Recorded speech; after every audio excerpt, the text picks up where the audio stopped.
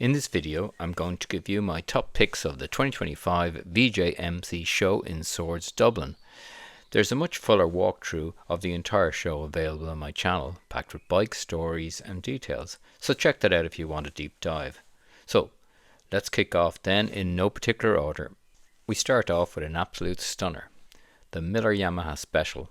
It's based on a 1984 500cc V4 two-stroke and uses the original frame, engine and tank from the donor bike, but it doesn't stop there.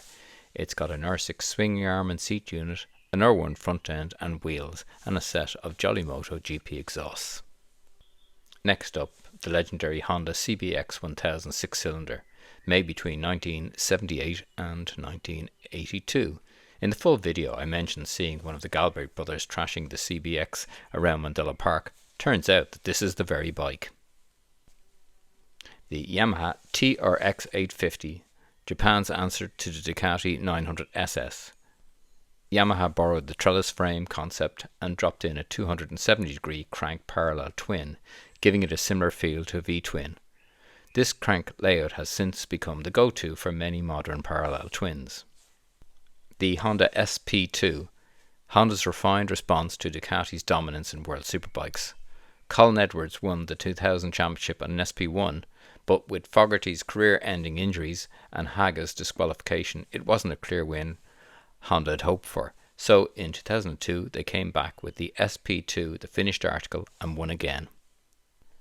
A 1974 Suzuki GT 250 with its distinctive ram air twin-cylinder two-stroke engine. The system supposedly channeled cooler air over the heads to keep the temperature down. Whether it really worked is another matter, but it sure looks great. Here's an original 1975 Honda Gullwing, the GL 1000. This one is an original Irish bike, one of the first Gullwings to hit the road. A classic early 1980s GSX 1100 muscle bike. Square headlight, chunky bodywork and a Vance & Hines exhaust. It doesn't just look the part, I'm sure it sounds it too.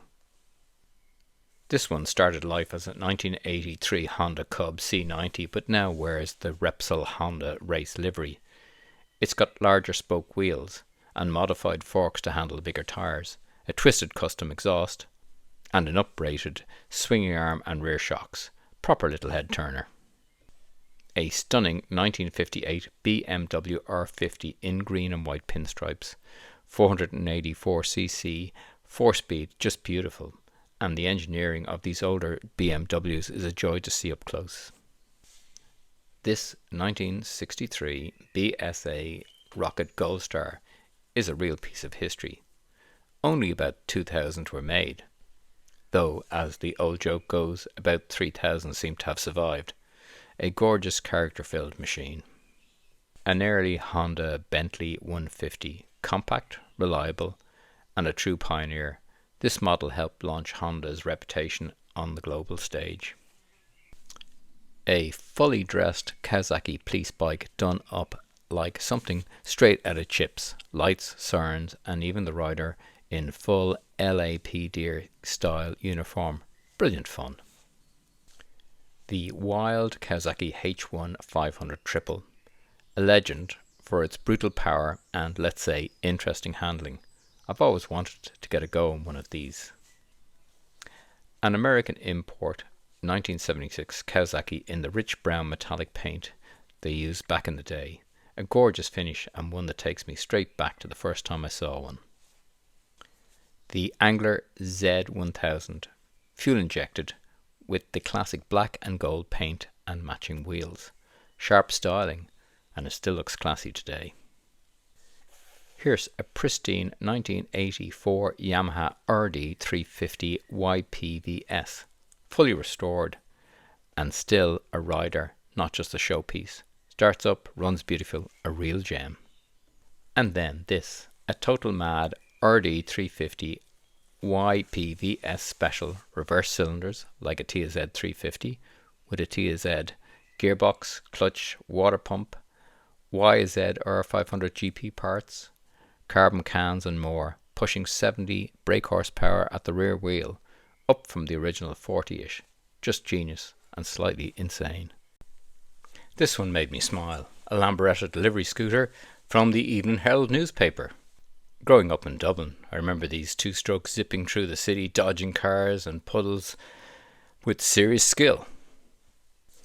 Sticking with scooters, here's a Henkel Tourer in blue and white.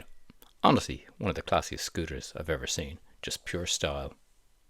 And this tiny 1954 Motor Guzzi Guzzino Rosso, post-war Italian ultimate commuter. Simple, light and reliable. Just lovely. And now something wild. A Ducati Desmosicci RR. This one is a real MotoGP bike on the road. Only 1,500 made, with a 989cc V4 putting out 200 horsepower. What a thing to see up close. Here's a beautifully kept 1971 Yamaha YR5 350 in orange and brown. My brother's first big bike was one of these, so this brought back memories. The Suzuki RGV 250 SAPC, a two-stroke race replica with serious GP pedigree. Light, fast and razor sharp in corners. This one somehow got left out of the full-length video, probably due to clip mix-ups, but it deserves a place here. And lastly, my own Laverda 500, which happened to win Best 1970s Motorcycle at the show. I call it the bike that keeps giving, but I wouldn't trade it for anything. If you're curious about the joys and occasional headaches of a classic bike ownership, I've got a few videos on the channel dedicated to this one. Feel free to check them out. That's it. Thanks for watching. If you enjoyed this, don't forget you can check out the full VJMC 2025 walkthrough on my channel. Ride safe and see you next time, and subscribe. It helps the channel. Thank you. Bye now. Please like, comment, share, subscribe. Thank you.